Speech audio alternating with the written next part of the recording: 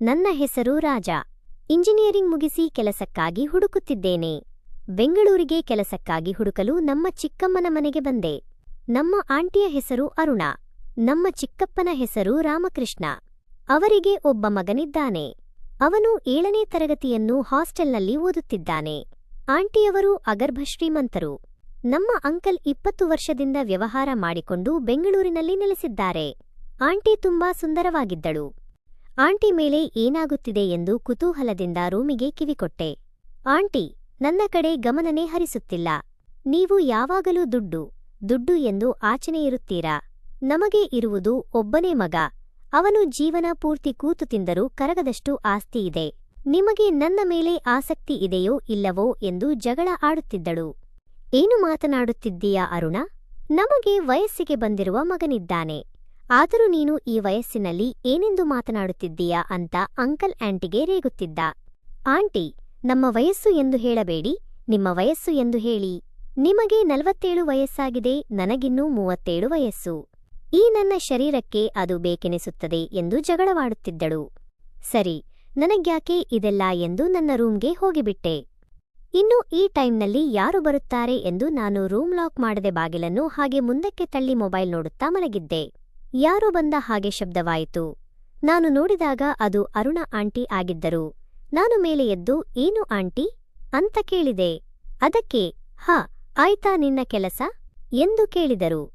ಏನು ಕೆಲಸ ಆಂಟಿ ಎಂದೆ. ಅದಕ್ಕೆ, ನನಗೆ ಎಲ್ಲ ಗೊತ್ತು ಬಿಡು, ನಾನು ಎಲ್ಲವನ್ನೂ ನೋಡಿದ್ದೇನೆ ಎಂದು ಹೇಳಿದರು. ನನಗೆ ಅವರು ಏನು ಹೇಳುತ್ತಿದ್ದಾರೆ ಎಂದು ತೋಚಲಿಲ್ಲ. ಮತ್ತೆ ನಾನು, ಏನು ಆಂಟಿ ಅಂತ ಕೇಳಿದೆ. ಅಲ್ಲಿ ನಿಮ್ಮ ಅಂಕಲ್ ಖರ್ಚು ಮಾಡಲು ಯೋಚಿಸುತ್ತಾರೆ, ಆದರೆ ನೀನು ಒಬ್ಬನೇ ಮಾಡಿಕೊಂಡು ವೇಸ್ಟ್ ಮಾಡುತ್ತಿದ್ದೀಯಾ ಹಾಗೆ ಹೇಳಿ ರೂಮಿನಿಂದ ಆಚೆ ಹೋದರು. ಆಂಟಿ ಯಾಕೆ ಹೀಗೆಲ್ಲ ಮಾತನಾಡಿದರು ಎಂದು ನನಗೆ ಅರ್ಥವಾಗಲಿಲ್ಲ. ರೂಮಿನಿಂದ ಆಚೆ ಹೋಗುತ್ತಿದ್ದ ಆಂಟಿಯನ್ನು ಏನಾದರೂ ಬೇಕಿತ್ತಾ ಆಂಟಿ ಎಂದು ಕೇಳಿದೆ. ಆಂಟಿ ಅದಕ್ಕೆ ರೂಮಿನ ಬಾಗಿಲು ತೆಗೆದಿತ್ತು, ಅದಕ್ಕೆ ಹಾಕಲು ಬಂದೆ. ಏನು ಮಾಡುತ್ತೀಯೋ ಅದನ್ನು ರೂಮಿನ ಬಾಗಿಲನ್ನು ಹಾಕಿಕೊಂಡು ಮಾಡಿಕೋ ಎಂದು ಹೇಳಿ ಹೊರಟು ಹೋದರು. ನನಗೆ ಏನೂ ಅರ್ಥ ಆಗಲಿಲ್ಲ. ಅವರು ಹೇಳಿದರ ಬಗ್ಗೆ ಯೋಚಿಸುತ್ತಾ ಮಲಗಿದೆ. ನಾನು ಬೆಳಗ್ಗೆ ಎದ್ದು ಫ್ರೆಶ್ ಅಪ್ ಆಗಿ ಲಿವಿಂಗ್ ರೂಮ್ಗೆ ಹೋದೆ. ಆಗ ಅಂಕಲ್ ಆಫೀಸ್ಗೆಂದು ತೆರಳಿದರು. ಆಂಟಿ ನನ್ನನ್ನು ನೋಡುತ್ತಾ, ಫ್ರೆಶ್ ಅಪ್ ಆದೆಯಾ ಕೇಳಿದರು. ನಾನು ಆದೆ ಎಂದು ಹೇಳಿದೆ. ಆಂಟಿ, ಬಾ ಟಿಫನ್ ಕೊಡುವೆ ಎಂದು ಹೇಳಿದರು. ನಾನು ಡೈನಿಂಗ್ ಟೇಬಲ್ ಹತ್ರ ಹೋಗಿ ಕುಳಿತೆ. ಆಂಟಿ ಟಿಫನ್ ತಂದು ಡೈನಿಂಗ್ ಟೇಬಲ್ ಮೇಲೆ ಇಟ್ಟರು. ಇಬ್ಬರೂ ಕೂತು ಟಿಫನ್ ತಿನ್ನಲು ಶುರು ಮಾಡಿದೆವು. ಆಂಟಿ ಆಮೇಲೆ, ದಿನ ನೀನು ಈ ಘನಕಾರ್ಯವನ್ನು ಮಾಡಿದ್ದೀಯಾ ಅಂದಳು. ನಾನು ಆಗ ಯಾವ ಘನಕಾರ್ಯ ಎಂದು ಕೇಳಿದೆ. ಅದಕ್ಕೆ ಆಂಟಿ, ರಾತ್ರಿ ಮಾಡಿಕೊಂಡಲ್ಲ ಆ ಘನಕಾರ್ಯ. ನನಗೆ ಏನು ಮಾತನಾಡಬೇಕೆಂದು ತಿಳಿಯಲಿಲ್ಲ. ಅದಕ್ಕೆ ಸುಮ್ಮನಾದೆ. ಆಂಟಿ, ಯಾಕೆ ಸೈಲೆಂಟ್ ಆಗಿರುವೆ ಎಂದು ಕೇಳಿದರು. ಅದಕ್ಕೆ ನಾನು ಸಾರಿ ಆಂಟಿ ಎಂದು ಹೇಳಿದೆ. ಅದಕ್ಕೆ ಆಂಟಿ, ಎಲ್ಲದಕ್ಕೂ ಅದೃಷ್ಟ ಇರಬೇಕು ಅಂದಳು. ಗರ್ಲ್ ಫ್ರೆಂಡ್ ಇದ್ದಾಳಾ ಎಂದು ಕೇಳಿದಳು. ನಾನು ಇಲ್ಲ ಆಂಟಿ ಎಂದೆ. ಇದ್ದಿದ್ದರೆ ನೀನ ಯಾಕೆ ಈ ರೀತಿ ವೇಸ್ಟ್ ಮಾಡುತ್ತಿದ್ದೆ ಬಿಡು ಎಂದು ಹೇಳಿದರು. ಏನಾಯ್ತು ಈಗ ಆಂಟಿ ಅಂತ ಕೇಳಿದೆ. ನನಗೆ ಬೇರೆಯವರು ಸುಖವಾಗಿರುವುದನ್ನು ನೋಡಿದರೆ ಬೇಜಾರಾಗುತ್ತದೆ ಕಣೋ ಎಂದು ಹೇಳಿದಳು. ಏನೇ ಆದರೂ ನಿನ್ನನ್ನು ಮದುವೆಯಾಗುವ ಹುಡುಗಿ ಅದೃಷ್ಟ ಮಾಡಿರುತ್ತಾಳೆ ಎಂದು ಆಂಟಿ ಹೇಳಿದರು. ಅಂಕಲ್ನ ಪಡೆದ ನೀವು ಅದೃಷ್ಟವಂತರೇ ಅಂದೆ. ಹೌದಪ್ಪ ಬಿಡು, ನಮ್ಮ ದೇವರ ಸತ್ಯ ನಮಗೆ ಗೊತ್ತು ಎಂದು ಹೇಳಿದಳು. ನಿನಗೆ ಆ ಘನಕಾರ್ಯವನ್ನು ಯಾರೊಂದಿಗೂ ಮಾಡಬೇಕೆಂದು ಅನಿಸುತ್ತಿಲ್ಲವೇ ಅಂದಳು. ಈ ರೀತಿ ಮಾತನಾಡುವುದರಿಂದ ನನಗೆ ಮುಜುಗರವಾಗುತ್ತದೆ ಎಂದು ಆಂಟಿಗೆ ಹೇಳಿದೆ. ಪರವಾಗಿಲ್ಲ, ಹೇಳು, ನಿನಗೆ ಯಾವ ರೀತಿಯ ಹುಡುಗಿ ಬೇಕು ಎಂದು ಕೇಳಿದಳು. ನಮಗೆಲ್ಲ ಯಾರು ಬೀಳ್ತಾರೆ ಆಂಟಿ ಎಂದು ಹೇಳಿದೆ. ಮತ್ತೆ ನಿನಗೆ ಹುಡುಗಿ ಬೇಕೋ ಆಂಟಿ ಬೇಕು ಎಂದು ಕೇಳಿದಳು. ಅದಕ್ಕೆ ನಾನು, ಹುಡುಗಿಯರ ಮೇಲೆ ಆಸಕ್ತಿ ಇಲ್ಲ ಆಂಟಿ, ಆದರೆ ಓಕೆ ಅಂದೆ. ಅದಕ್ಕೆ ಆಂಟಿ, ಯಾವ ರೀತಿಯ ಆಂಟಿ ಬೇಕು ಎಂದು ಕೇಳಿದಳು. ನಾನು ಅದಕ್ಕೆ, ಸಿನಿಮಾ ನಟಿ ಪವಿತ್ರಾ ರೀತಿ ಇದ್ದರೆ ಸಾಕು ಎಂದೆ.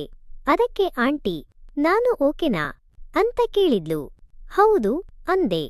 ನನ್ನ ವಯಸ್ಸು ಕೂಡ 37, ಗೊತ್ತಲ್ಲವೇ ನಿನಗೆ ಎಂದು ಕೇಳಿದಳು. ನಾನು, ಗೊತ್ತು ಅಂದೆ. ಹಾಗಾದರೆ ನಿನಗೆ ನಾನು ಓಕೆನಾ ಅಂತ ಕೇಳಿದಳು.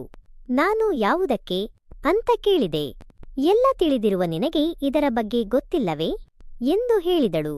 ಸರಿ, ನೀನು ರೂಮ್ಗೆ ಹೋಗು, ನಾನು ಬರುತ್ತೇನೆ ಎಂದು ಹೇಳಿದಳು. ನಾನು ನನ್ನ ರೂಮ್ಗೆ ಹೋದೆ. ಒಂದು ತರಹ ಕುತೂಹಲ, ಇನ್ನೊಂದು ಕಡೆ ಭಯ ಎರಡೂ ಆಗುತ್ತಿತ್ತು.